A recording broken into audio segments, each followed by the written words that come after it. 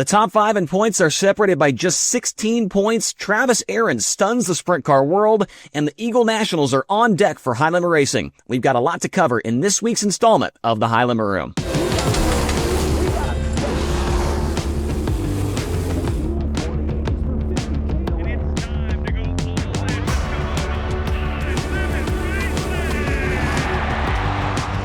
Welcome back to the High Limit Room. I am Chase Rodman, the announcer for the series, and later on in the show, we'll be joined by Tony Laporta and Brian Walker.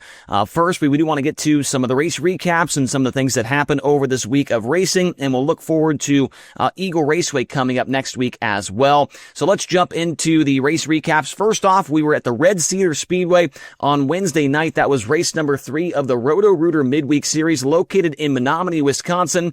It was the first national touring event in the track's history, with a 27-car field in the pit area, which featured just 2 of the competitors previously having experienced that 3/8-mile racetrack. In qualifying, it was Rookie of the Year contender Dason Persley who scored his 3rd Capital Custom Trailer Quick Time Award of the season, putting him in a 3-way tie for second with the series in 2025. In the heat races, those races went to Tanner Thorson, Justin Peck, and Chase Randall. And when the feature started, it was started off with a bang in all of the wrong ways when pole sitter Justin Peck, who was looking for his 2nd win in a row, lost an engine on the back straightaway and would fall out of the race on the opening lap. When things got back underway, it was a 3-car fight for the top spot, with Rico Abreu and Kyle Larson passing each other back and forth a bunch of different times, and Tanner Thorson lurking in the shadows back behind them in the 3rd position. With 7 laps to go, Larson would begin to track down Abreu in lap traffic, and on the white flag, it looked like Larson had a shot to take the lead until a lap car was on the inside of the track and kind of blocked the line from Larson, who looked like he was going to maybe throw a slider on Rico going into the first corner. But with the lap car there, Larson, he was, slowed down a little bit there, and Abreu maybe around him to go around the outside and continue to lead the race. And he would go on to win his 5th race of the year and his 3rd in a row in the Roto-Rooter Midweek Series. Rico undefeated in the Roto-Rooter Midweek Series up until Red Cedar Speedway. Absolutely incredible stuff from him. Kyle Larson would it up in 2nd. Tanner Thorson with a 3rd place run, Aaron Reitzel 4th, and Brad Sweet would end up in the 5th position. And then after that race, Brad Sweet would retake the points lead from Tyler Courtney, as Courtney would finish a little bit farther down the order. But we weren't done with the drama as far as the points go and everything else goes with High Limit Racing on the week, because the next night, about 3 hours down the road, we would have another Roto-Rooter Midweek Series event at the 141 Speedway in Marybelle, Wisconsin, a 29-car field in attendance for what was the 7th edition of the Race Routine Foundation race, paying $26,000 to the winner. In qualifying, it was Spencer Baston getting his first Capital Custom Trailer Quick Time Award of the season in that Jason Myers Racing 14. The heat races went to Tyler Courtney, Bill Baylog, who had stopped in on a day off from the World of Outlaw Tour, and Justin Peck would grab the 3rd and final heat race victory.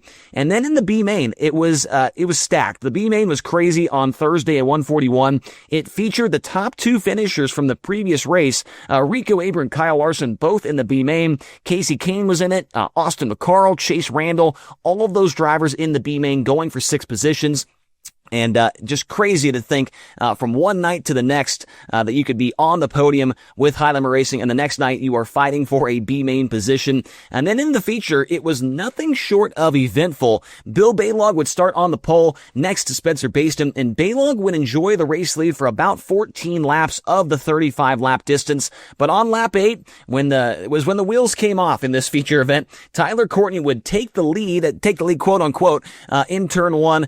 But coming off a turn 4, Brenham Crouch would spin out and negate the pass for Tyler Courtney, and Bill Baylog would go back to the front. On the ensuing restart, Tyler Courtney and Justin Peck would make contact going into turn 1, and it would send the NOS Energy Drink 7 BC around, and he would fall to the tail end of the field, and it would not be the end of the issues for Tyler Courtney in this main event. But the driver that came in just a handful of points out of the championship lead would have an issue early on in this main event. Then on the next restart was when we would see the underdog of the century, Travis Aarons, make a move into the picture as far as a picture for the race lead. He would take the second spot away from Justin Peck and begin his pursuit of Bill Balog. But back behind, there would be trouble as Cy Lynch and Corey Date would get together, and Lynch would back up the racetrack into turn 3, get into the wall, and Brad Sweet would come in with a full head of steam and run into the side of that Mercedes Motorsports number 42, and that would send the points leader and defending champion to the work area with a lot of damage on that Napa Auto Parts number 49 car. He would return, but it would not be his final incident of the night. On the restart, Travis Aarons would slow roll some hot bottom and take the lead away from Bill Balog, and he would never look back. A few more incidents, though, would slow down the race from Casey Kane, Anthony Macri, Kyle Larson, and as we mentioned, Tyler Courtney and Brad Sweet getting involved in a couple of more incidents, which was probably playing with the emotions of race leader Travis Aarons, who was looking for the biggest upset in potentially the history of National Touring Sprint Car Racing. In the end, Aarons would make zero mistakes on the bottom, run a perfect race, and score an enormous upset win for $26,000. And of course, that electric guitar that always comes along with the win. At the Race Routine Foundation race, Tanner Thorson would get by Bill Balog for second. Balog ended up in third. Brent Marks fourth, and Scotty Thiel, great run for him. He would end up inside the top 5. And also wanted to give a shout out to Joel Myers Jr., who was the Rod and Supply hard charger. He went from the last place position, 24th on the field, all the way up to 8th.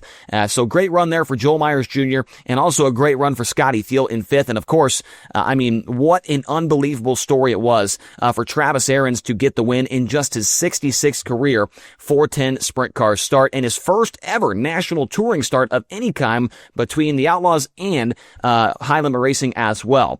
Now, let's get into the race preview coming up on Tuesday. High Limit Racing is going to be running at the Eagle Raceway for a $55,555 to win Eagle Nationals in Nebraska on Tuesday, June 10th. Last year, this race had 43 cars in attendance, with a bunch of the World of Outlaw full-timers showing up, and we expect to see some more of those guys show up this year, including Hunter Schoenberg, Garrett Williamson, Buddy Kofoid, Cole Macedo, and Carson Macedo as well.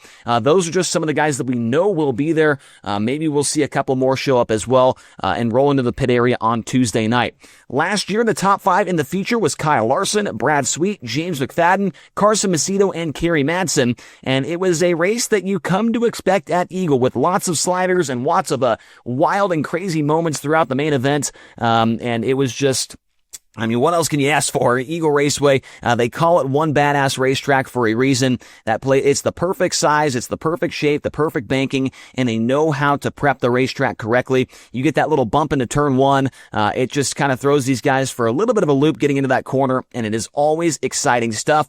Kyle Larson, he is undefeated at Eagle Raceway in his career, but he has not been able to win a High Limit Racing event since Tulare all the way back in March, so maybe he can end that streak at Eagle Raceway on Tuesday night for a big payday. It should be a jam-packed house, and we are all looking forward to getting back to Nebraska, to that legendary venue over there at Eagle Raceway. Now, before we get into our second segment of the show, we did want to mention, if you are not subscribed to FloRacing, you need to do it. It is an incredible value. You get all of the High Limit Racing events, you get all of the USAC National Sprint Car, Midget, and Silver Crown events, the Lucas Oil late models, the IRA Sprint Cars, the All-Star Sprint Cars, you get the Cars Tour, and that's just a portion of it. You get way, way more than that. There's a race on, it seems like, almost every single night on FloRacing. So if you do not have a subscription, make sure to do that. It is not that much money. It is the biggest bang for your buck that you can find in all of short track racing. So make sure to go over to FloRacing.com and get yourself subscribed. Now, in this second segment, Tanner Thorson is the main guy we are talking to with Tony Laporta. Thorson has been on a heater here recently. He was 4th at Butler, he was 3rd at Red Cedar, and he was 2nd at 141 Speedway, and Tony Laporta was able to catch up with him and talk about what has been so successful for that Rod Gross Motorsports 88 here over the last couple of races. So it's High Limit Room after dark here at the end of our Wisconsin swing. I don't know if you can call 2 nights a swing. Tony Laporta here with Tanner Thorson. So let's recap quickly. An 11th at Port Royal, a 4th at Butler last week, a 3rd last night at Red Cedar, and now a 2nd here at 141. What's different in the Rod Gross Motorsports number 88? I think just all of our stuff's clicking. Our motors are good, our cars are good, and just takes a group of good people around you and having just everything right. So, we've been working at that for a year and a half, and we've had it all. It's just a matter of getting it all fine-tuned and making everything work perfect. So, it's been clicking good. We're all happy. We're all, it's just all good vibes. So a lot of drivers, and I think you'll know what I'm talking about because you're one of the more vocal guys about, who's real in this sport and who's not. But a lot of drivers will throw that term around. Oh, we're working on it. We're chasing something.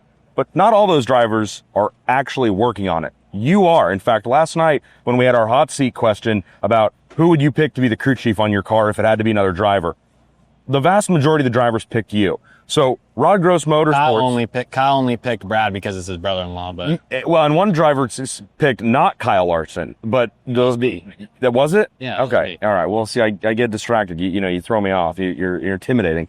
But you do work on this program. Rod Gross kind of gave you the keys and said, build a national touring team. What was that? Right after Chili Bowl last year or right before? Right before, yeah. So we didn't have anything going into Chili Bowl. I was already stressed out about Chili Bowl, and then we had to buy stuff. We were buying stuff and just trying to get everything in order so after Chili Bowl we could start building.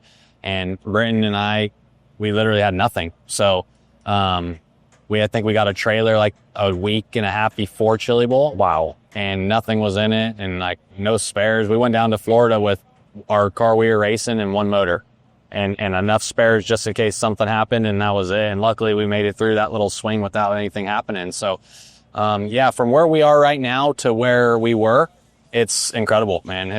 I don't care who it is. There ain't a team out here that's built something like we have that quick. And not trying to be cocky or anything, but it's just about having the right people and knowing what you need. And it comes down to just a big base of having a big army behind you, really, realistically. You take a lot of pride in doing things your own way. In fact, correct me if I'm wrong here, but 4 shocks on this race car, no bars, correct? Correct, yep, 4-coil, yep. So when you set a car up like that and you elect to have a chassis built like that, nobody else, at least not to my knowledge, which I could be wrong, but nobody else is doing what you're doing.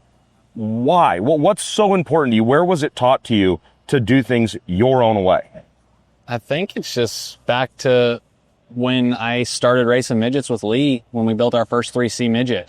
It was always you can't do this, you can't do that, and we would do it, and it would work. And it just, from that time, I was racing with Keith before that, and, we'd ask him or ask Rusty Coons, and like they never got out of their window, and we had to get better, so we kind of knew what was going on. And at that point, like, there's no reason like this couldn't work. And trust me, there's been a lot of good crew chiefs and a lot of good racers in this pit, and everything basically shit on this thing.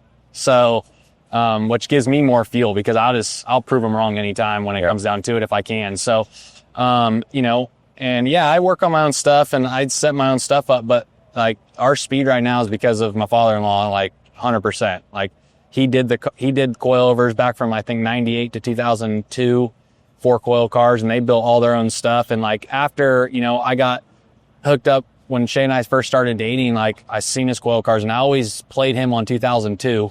Woo, and, and I didn't know he had only 4 coils back then. I had no idea. So, once that kind of clicked and, I was in the shop with him and stuff, and then he has a bar dyno, and I started testing our bars last year and like checking stuff, and I would check a brand new 975 and a brand new 10 1/4, and they'd be the same spring rate. Wow.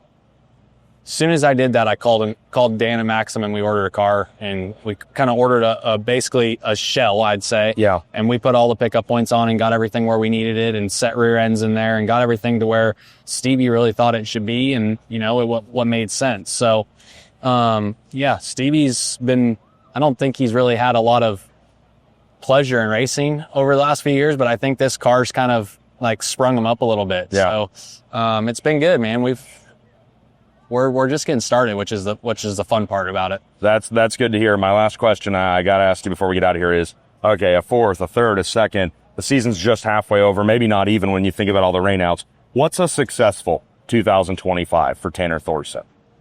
I went into this year wanting at least 5 wins. I mean, plain and simple, and we're close, I feel like. to start clicking them off. And I think once that one comes, it's going to be a lot easier. And obviously, like nights like tonight, like look at Rico. Yeah. One of the best cars in the country, wins a lot, had it struggled. Like it can happen. It's just a matter of for our team being on base and staying on base. And we found a lot of stuff that's worked here lately, and we're going to stay on board. And, I want to win 5 races and get a charter at the end of the year.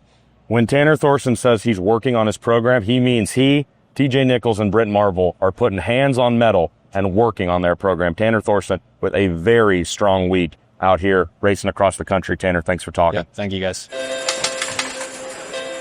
All right, now getting into the third portion of the show, we are now joined by pit reporter with High Limit Racing, Tony Laporta, and I forgot what the nickname was that we had picked out for Brian, but Brian Walker here, also social media for High Limit Racing as well. We are not in hotel rooms for the first time in what feels like forever for a High Limit Room episode. I am actually back home, leaving tomorrow to head over to Eagle. Tony, you've got the IMSA shirt on. Where are you at? I am in one of the office 18-wheeler trucks in the pit area at Mid-Ohio Sports Car Course. I'm doing public address for those guys. They've got a 4-hour race that's on track right now. We just wrapped up pre-race, and I don't have to work again until Victory Lane in about 3.5 hours. Okay, and Brian, you are definitely on the move. Where are you at? I am at Humboldt Speedway, actually, in Humboldt, Kansas, because it was literally 4 minutes off my route on 169. I am on my way down to Oklahoma City to cheer on the Oklahoma City Thunder in the NBA Finals. Okay, go Thunder. I'm a fan now that I actually went to a game. So right. Before we get into it here, we did want to say, what's that, Tony? Nothing. I didn't say anything, but I was going to say go Pacers. Oh, yeah. Yeah, you and Brian are at odds when it comes to the NBA Finals. Did want to say real quick, congrats to a couple of high rollers on the weekend. 2 wins with the Outlaws for Brad Sweet and Rico Abreu, and then Tyler Courtney getting a win over at the Knoxville Raceway during weekly action over there. So congrats to a couple of high rollers getting some wins on a weekend off from the series. In this segment, we usually tell you some of our maybe the best bets and some other things that have happened as far as the betting goes from the last couple of races. If you would like to partake, nxtbets.com/playhlr. While you are there, it'll show you which sports books are available in your region, and you can also get a sign-up bonus on there as well. Now, Brian, I see you are in the car. You're on the move. You're driving towards Oklahoma City, but do you have the odds from last week at Red Cedar? And I already know the answer for 141, but Red Cedar Speedway, Rico Abreu was the winner. What were his odds going into that one? Hell yeah, I have the odds pulled up, Chase. Come on, man. I come to these prepared. Red Cedar, Rico, obviously a favorite pretty much every night we race. He opened at plus 380 there when he got the win over Kyle Larson. 141, surprise winner, Travis Arens goes out and beats the high rollers. Epic win, just an awesome night there. So his odds, he did not have any listed, which, I mean, if he did, it would have been plus 10,000, if not more. I don't think anyone would have bet on it, which is a shame. But do you know what happens when a winner does not have odds with NXT Bets, Chase? I do know the answer because it goes to the second place finisher, which was Tanner Thorson, and I'm sure his odds were extremely high. Yes, plus 7,000. I didn't see any tickets or anything afterwards. I'm curious if anyone put any money on him, especially since he was coming off a 4th at Butler, a 3rd at Red Cedar, and then he goes out and gets 2nd. So his odds would have hit if you did have him at 141. Yeah, so definitely some good money to be made on Tanner Thorson over there at 141, and Rico Abreu, as we mentioned, the winner over at Red Cedar. And real quick, we want to get into Red Cedar here. Tony, it was fun to get there because no one knew what was to be expected from this racetrack. It's ran a lot of late model stuff. They run a weekly show there, but when it comes to national touring stuff, it's been a lot of late models and not much sprint cars. So it was a pleasant surprise to see a really, really good crowd and an incredible racetrack where they were right up against the wall, big cushion on the wall. It was exciting stuff between Rico, Larson, and then Thorson was trying to get in the mix as well for the win. Yeah, and Chase, the first thing I think about when you talk about Red Cedar was something you lauded and you really spoke a lot about on our rental car ride back over to 141 for the makeup, and you were just really hyped up on the track surface. I mean, you just talked about it right there and what you thought of how racy that place was in Menominee. And from what I understand, High Limit Racing handled the track prep for that event. I mean, they instructed the track workers, the water truck, the grader. They kind of handled getting that track in shape. And so under the direction of Mike Hess and High Limit Racing, yeah, that surface was awesome, right? And talked to Todd King in the number 47, and he was the only guy that I could find, I think that any of us could find, who had previous laps in a 410 sprint car at Red Cedar. And he said it looked completely different than the last time he was there. It was 19 years before we were racing there this past weekend. That was the last time Todd King raced. Said the track used to be much more flat, not nearly as much banking in the corners. They totally redid the pit and the parking area and built up the facility around there a little bit more since when he was there in 2006. So, yeah, Red Cedar was awesome.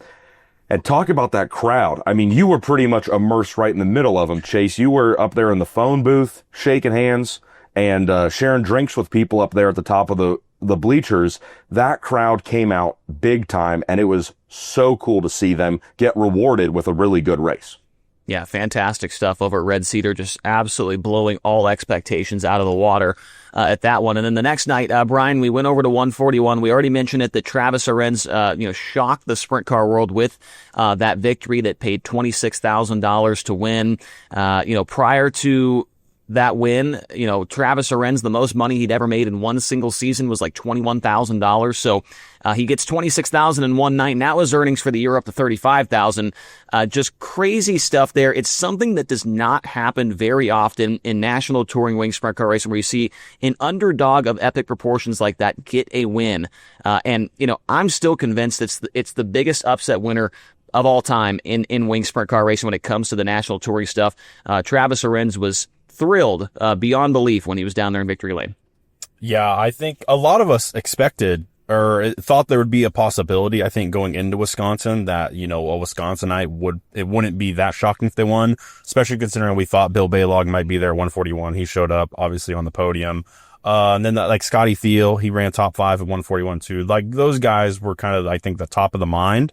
But then Travis Arens goes out and does what he does and rolls the bottom better than anyone.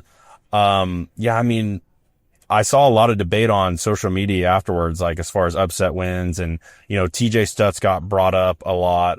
And all credit where credit is due with TJ Stutz winning that outlaw race last year.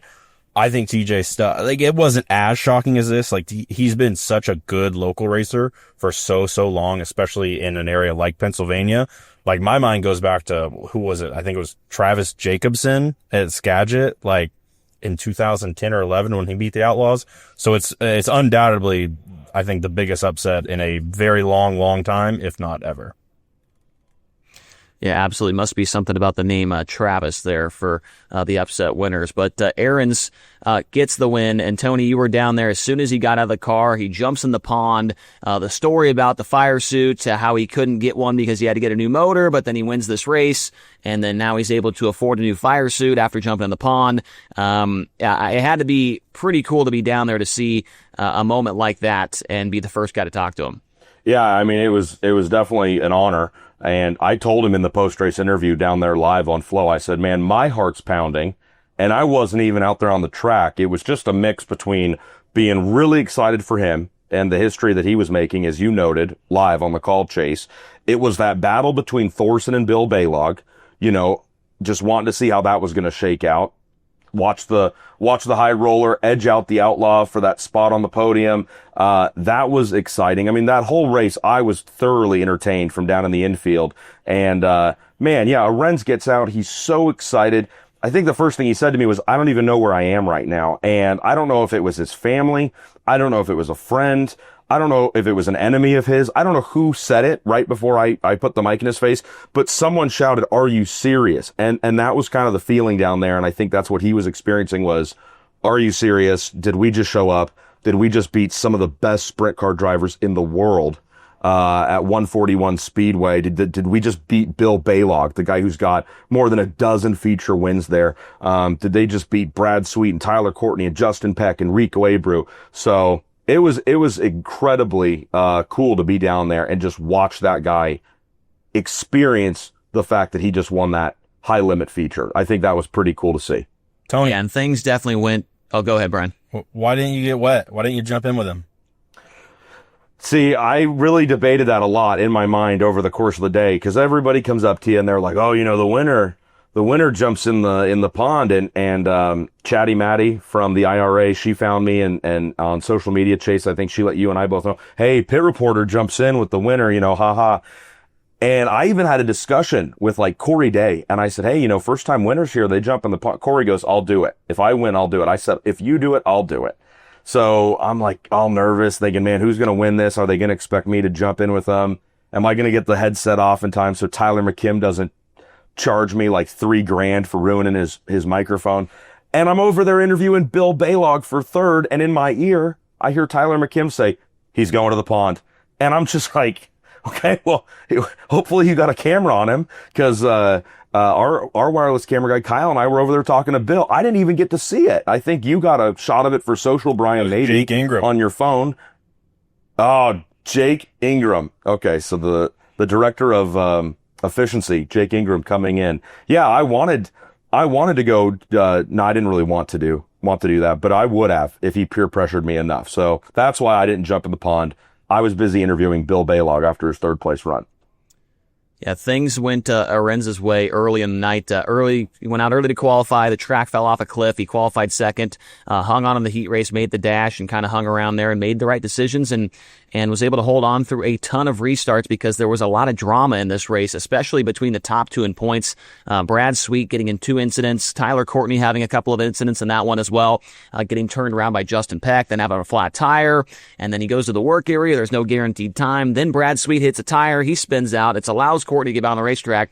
Just a lot of crazy stuff going on in that main event over there at 141 Speedway. And at the end, after everything was done, the points battle, when you thought it couldn't get any more interesting, it does. The top 5 are now separated by 16 points, Brian, going into Eagle Raceway. I'm trying to even remember the order off the top of my head. It's Brad, Rico, Marks, Courtney, Reitzel. 16 points between those 5 drivers.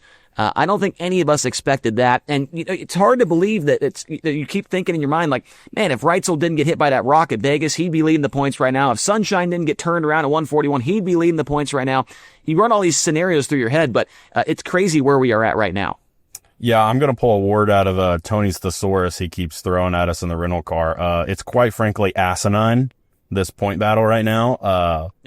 Yeah, I mean, Rico's 2 back, Marks is 5 back, Courtney's 8 back, Reitzel's 16 back, Peck is still within striking distance, 98 back. I mean, if they get rolling again.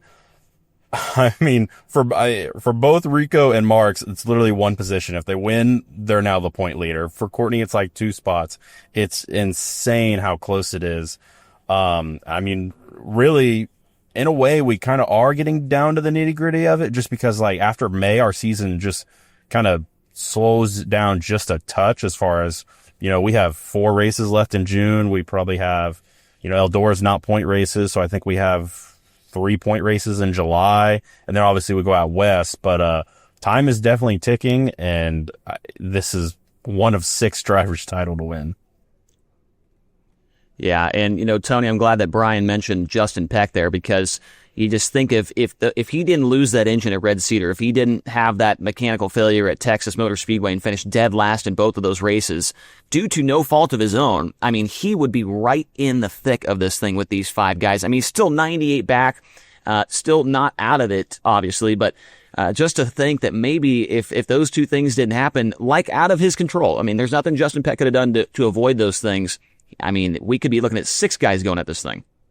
Yeah, I think the Kubota High Limit Racing Championship is it's just, I don't want to say it's unexpected, because when you look at the field, right? When you look at the talent that we've got in our series, I mean, we all did it at the beginning of the season, right? We all made our picks. We all said who we thought would have really good years. We all thought I think we talked about who we thought would struggle. And I had a hard time with it. Maybe you guys didn't, but I looked at the field and I'm like, man, this is a tough thing to try to pick a guy out of this high quality, this high caliber of a field. And it's proving to be the case, right? And I think we all know that at the start of the year, maybe he didn't look like that. Brad was in really good form. Like you said, Chase, Reitzel gets hurt at Vegas. He has to miss the first feature. And for the first, month and a half, it's like, whoa, this could be going back to the 49 for back-to-back championships. But man, everything with Justin Peck getting super hot there. What did he have? Like 4 races where he didn't finish outside the top 4 or 5, right? With a win at Ransomville in the middle of it. And then Reitzel with all his quick time, setting him up really well for these features.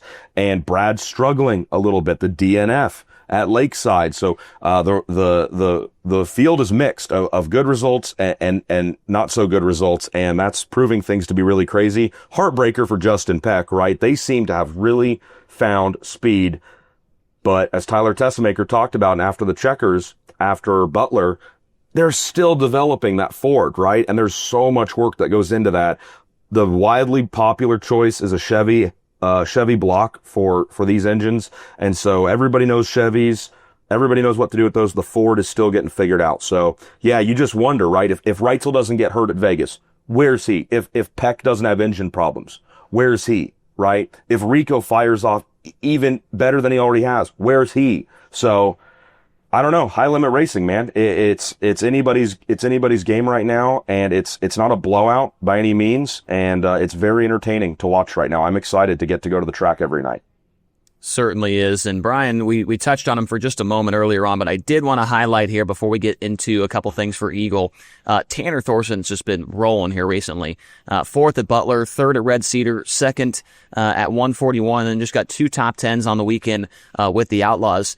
That team is starting to figure things out. They're starting to qualify better. And in the feature, I think he's one of the best cars every night when it comes to passing other drivers on the track. Thorson, if he can follow this trajectory, I mentioned it to Tony after the race at 141, 4th, 3rd, 2nd. I mean, if that pattern follows, we could see Tanner Thorson with $55,000 at Eagle Raceway on Tuesday night. Yeah, I mean, crew chief Blakely Thorson. And and Brian, he started on the front row of the Eagle Nationals last year, if I remember right. Yep, yeah, he did. Yeah, crew chief Blakely Thorson's really got him dialed in right now. TJ Nichols, Brenton Marvel, the team's really just meshing. They're so good when the track slicks off, and we've gotten that lately. I think we really get it as the summer months roll around too. So yeah, like you said, he was up front at Eagle last year. If the track's right, I fully expect the 88 to be up front again. I'm dreading the backlash too, and I know Tanner will win eventually, and we say it's his first career win because it officially is. He got that split field prelim win at Chico, so he's still going for his first official win with high limit, which I think's coming this summer. Yeah, I think it absolutely is, and it's crazy to think that Tanner Thorson doesn't have a win this year. Tyler Courtney doesn't have a win this year, but Travis Aarons does. I don't think Sunshine has one win now, or well, not with high limit. Yeah, now he does. Yeah, not with high limit, but he did get that win at Knoxville. And Tanner Thorson does have a win too. He won a Power Eye, so I guess you could say that. But now let's get into Eagle here for just a moment. Obviously, really high-paying race, $55,555 to the winner. And last year, it was a really good battle between Kyle Larson, Carson Macedo, Kerry Madsen got in there, McFadden, Sweet was up there as well. A lot of guys, a lot of different players in that main event. And we're going to be getting quite a few of the Outlaws coming to town. As far as we know right now, we can think of Carson Macedo, Cole Macedo, Hunter Schoenberg, Garrett Williamson, Buddy Kofoid. At least we know those guys are going to be there, Tony. And when you get those guys showing up, just like we saw this weekend with the Outlaws in Wisconsin when the High Rollers came to town, that I feel like that rivalry is getting it's getting a little bit hotter here than maybe it has ever been before.